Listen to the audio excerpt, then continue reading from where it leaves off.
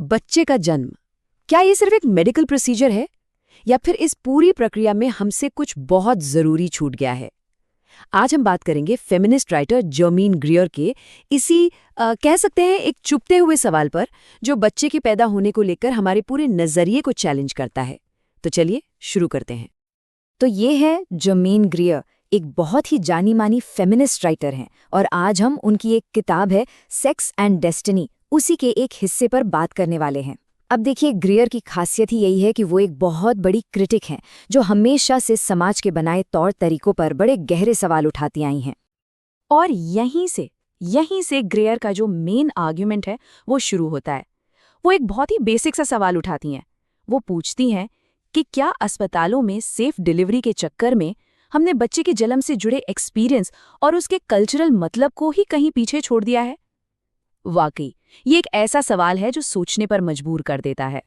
तो इस सवाल का जवाब खोजने के लिए आइए पहले ये देखते हैं कि जो ट्रेडिशनल सोसाइटीज थीं वो बच्चे के जन्म को आखिर देखती कैसे थी। पता है, उनके लिए ये सिर्फ कोई मेडिकल प्रोसीजर नहीं था, बल्कि ये तो एक कम्युनिटी और कह सकते हैं कि एक स्पिरिचुअल इवेंट होता था।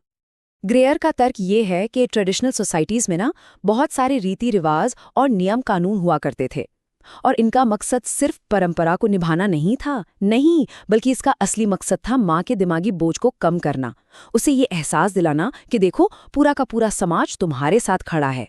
और जाहिर है, इससे एक जबरदस्त हिम्मत मिलती थी। इसी बात को और अच्छे से समझने के लिए बांग्लादेश की एक सिलहटी महिला का ये अनुभव देखिए। वो बताती हैं कि उसके समुदाय में प्रेगनेंसी कोई टेंशन की बात नहीं, बल्कि पूरे जश्न का एक मौका होता है। और ये एक्सपीरियंस कितना अलग है, सोचिए।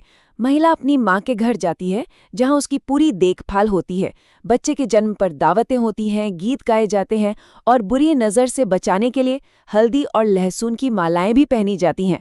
मतलब ये एक सामूहिक उत्सव है, कोई प्राइवेट मेडिकल इमरजेंसी नहीं। अच्छा, तो ये तो हुई पारंपरिक तरीके की बात। अब जरा इसकी तुलना आज के वेस्टर्न एक्सपीरियंस से करते हैं। ग्रियर इसे टेक्नोलॉजी और एंजाइटी का दौर कहती हैं। एक ऐसा दौर जहां बच्चे के जन्म का पूरी तरह से, जिसे कहते हैं ना, मेडिकलाइजेशन हो चुका है। ये जो कोट है ना, ये ग्रियर की आलोचना के बिल्कुल सेंटर में है।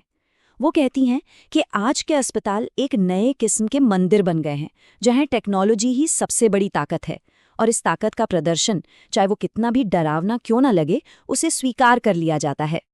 ग्रियर एक मॉडर्न डिलीवरी वार्ड को डिस्क्राइब करती हैं, जहां औरतें एक कन्वेयर बेल्ट पर रखी चीजों की तरह हैं।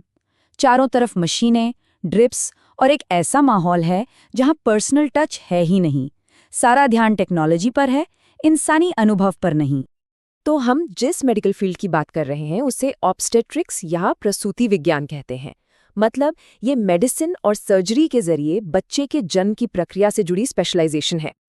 लेकिन इस पूरी आलोचना का एक दूसरा पहलू भी है, जिसे हम इग्नोर नहीं कर सकते।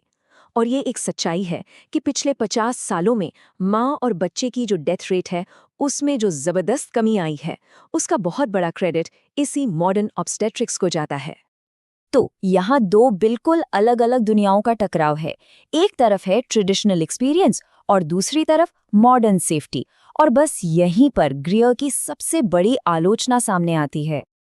और ये जो तुलना है ना, यही ग्रियर के तर्क का पूरा निचोड़ है।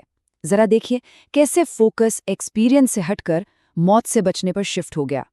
कम्युनिटी की जगह टेक्नोलॉजी ने ले ली है। और सबसे जरूरी बात, माँ, जो पहले एक सेलिब्रेटेड पार्टिसिपेंट हुआ करती थी, अब वो सिर्फ एक पेशेंट बनकर रह गई हैं। और नतीजा, मेंटल कंफर्ट की जगह अब सिर्फ फिजिकल सेफ्टी ने ले ली है। ग्रियर का जो निष्कर्ष है वो काफी कठोर है। वो कहती हैं कि वेस्टर्न टेक्नोलॉजी ने सिर्फ एक बेहतर ऑप्शन नहीं दिया, बल्कि उसने ट्रेडिशनल नॉलेज और तौर तरीकों को पूरी तरह से खारिज करके अपनी एक तरह की तानाशाही कायम कर ली है। ग्रियर यहाँ एक खास शब्द का इस्तेमाल करती हैं, आधिपत्य या हेजेमनी। इसका क्या मतलब है? इसका मतलब है किसी एक ग्रुप का दूसरे पर सोशली और कल्चरली इस कदर हावी हो जाना कि उसकी सोच ही एकमात्र सच लगने लगे। तो चलिए अब इस पूरी बातचीत को समेटते हुए इस सवाल पर सोचते हैं कि इस तरक्की की कीमत क्या है। ग्रियर के हिसाब से आखिर हमने खोया क्या है?